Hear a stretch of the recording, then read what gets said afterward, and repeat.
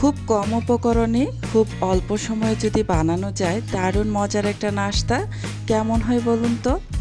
আজ আমি নিয়ে এসেছি এমন একটা সহজ রেসিপি যা বানাতে লাগবে শুধু আলু আর ডিম, আর স্বাদ হবে একদম অসাধারণ। এই নাস্তাটা বাচ্চাদের টিফিনে দিলে তারা খুশি হয়ে খাবে, আর বড়রাও একদম মজা করে খেতে ভুলবে না। চলুন দেরি না করে শুরু করা যাক। আমি এখানে 3টি মিডিয়াম সাইজের আলু খোসা ছাড়িয়ে তারপর গ্রেটারের যে ছোট ছিদ্র অংশটা আছে সেটা দিয়ে ভালোভাবে গ্রেট করে নিয়েছি। এই আলুগুলোকে অবশ্যই মিহি কুচি করে গ্রেট করে নিতে হবে যেন একদম মিহি হয়। এবার এই আলুগুলোকে আমি ভালোভাবে 3 থেকে 4 বার পানি পাল্টে পাল্টে ধুয়ে নিব। আলুর ভেতরে অনেক পরিমাণে কষ থাকে, এটাকে ভালোভাবে ধুয়ে পরিষ্কার করে নিতে হবে। এই যে আলুর মধ্যে আমি বেশ খানিকটা পানি দিয়ে দিয়েছি, পানি দিয়ে যে হাত দিয়ে খুব ভালোভাবে আলুটাকে ধুয়ে নিচ্ছি।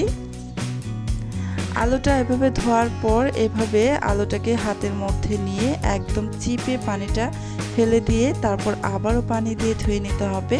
এতে করে খুব দ্রুত আলুর ভেতর থেকে কষটা চলে যায়।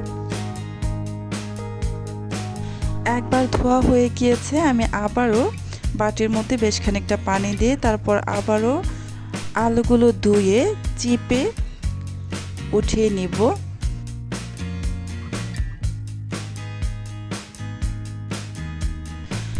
আমি এই গ্রেট করে রাখা আলু অন ক্যামেরায় 2 বার ধুয়েছি, আপনারা দেখেছেন, আর অফ ক্যামেরায় আমি আরও 2 বার আলুগুলোকে ধুয়ে তারপর এই যে ভালোভাবে চিপে পানিটা ফেলে দিয়ে নিয়ে এসেছি।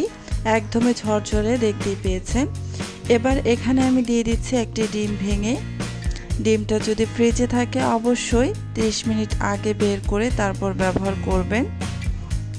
এবার একে একে আমি এখানে সমস্ত উপকরণ দিয়ে দিব।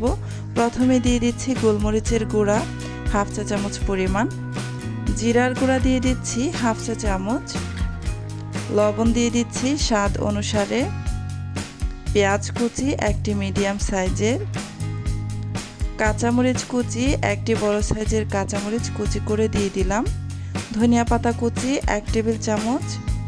এবার একটি কাঁটা চামচের সাহায্যে ভালোভাবে সমস্ত কিছু একসাথে মিশিয়ে নিতে হবে।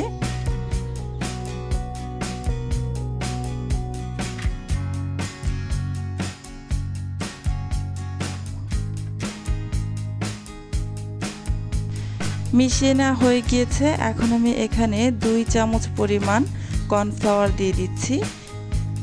এটা আমার হাফ টেবিল চামচ পরিমাণ চামচ, এই হাফ টেবিল চামচের মাপে আমি 2 টেবিল চামচ দিয়েছি। কর্নফ্লাওয়ারটা দেওয়ার পর ভালোভাবে নাড়াচাড়া করে ভালো করে মিশিয়ে নিচ্ছি।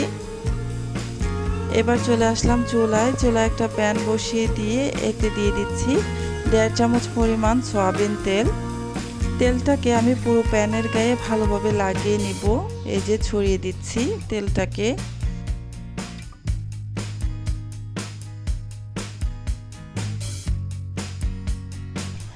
এখন আলু আর ডিমের মিশ্রণটা পুরোটাই এই প্যানের মধ্যে ঢেলে নিয়েছি।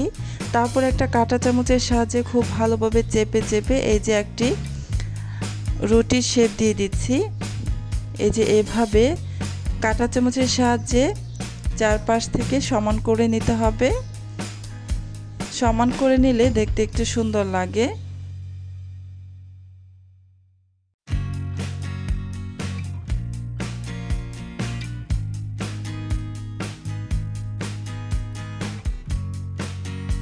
এবার ঢাকনা দিয়ে ঢেকে প্রায় 3 মিনিট অথবা 4 মিনিটের মতো আমি রেখে দেব।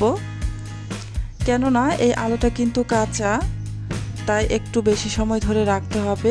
একদম লো আঁচে রেখে, একেবারে লো আঁচে রেখে আমি প্রায় 4 মিনিটের মতো রেখে দিয়েছিলাম। এবার উল্টে দিব, খুব সাবধানে উল্টে দিতে হবে যেন ভেঙে না যায়। এই যে আমি সাবধানে উল্টে দিয়েছি। এবার এই পাশটাকেও আমি আরও 4 মিনিট চুলার আঁচ একদম লোতে রেখে বসিয়ে রাখবো।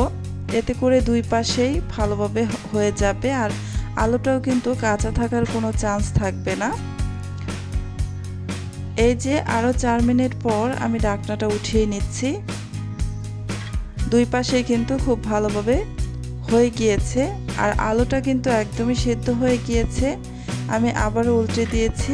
এবার কিন্তু আর ঢাকনা দিয়ে ঢেকে দিব না। এখন জাস্ট একটু কালার আনার জন্য উল্টে পাল্টে একটু ভেজে নেব। এই যে উল্টে পাল্টে আমি একটু কালার করে ভেজে নিলাম। চুলার আঁচ কিন্তু এ পর্যায়ে একটু বাড়িয়ে দিয়েছিলাম। বাড়িয়ে দিয়ে তারপরে যে একটু সুন্দর কালার করে ভেজে তারপরে একটি প্লেটের মধ্যে উঠিয়ে নিয়েছি। এবার পিৎজা যেভাবে কাটে সেভাবে আমি এই নাস্তাটাকে কেটে নিচ্ছি। আপনারা আপনাদের পছন্দ অনুযায়ী যে কোনোভাবে কেটে নিতে পারেন, কোনো সমস্যা নেই। দেখলেন তো কত সহজ আর ঝামেলা ছাড়াই তৈরি হয়ে গেল আজকের এই নাস্তাটা। আলু আর ডিম দিয়ে এত মজার কিছু বানানো যায়, একবার খেলে ভুলতে পারবেন না। এই নাস্তাটা বাচ্চাদের টিফিনের জন্য যেমন পারফেক্ট, তেমনই বড়দের বিকেলের নাস্তাতেও দারুণ জমে যাবে। টমেটো সসের সাথে আপনারা এটা ট্রাই করতে পারেন, ভীষণ ভালো লাগে।